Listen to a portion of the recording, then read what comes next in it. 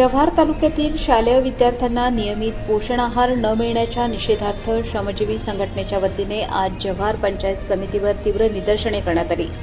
सरकार खाते तुपाशी, आम्ही राहतो उपाशी अशा जोरदार घोषणा देत हातात रिकाम्या थाळ्या घेऊन शेकडो विद्यार्थी रस्त्यावर उतरले। विद्यार्थ्यांच्या या उत्स्फूर्त सहभागामुळे जव्हार पंचायत समिती परिसर दणाणून गेला।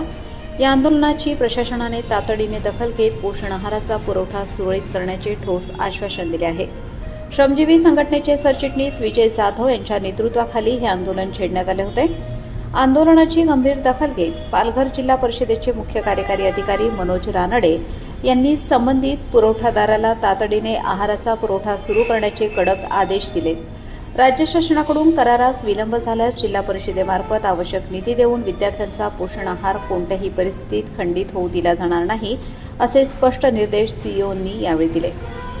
हे आंदोलन यशस्वी करण्यासाठी जव्हार तालुका अध्यक्ष अजित गायकवाड व सचिव संतोष थिंडा यांनी विशेष परिश्रम घेतले।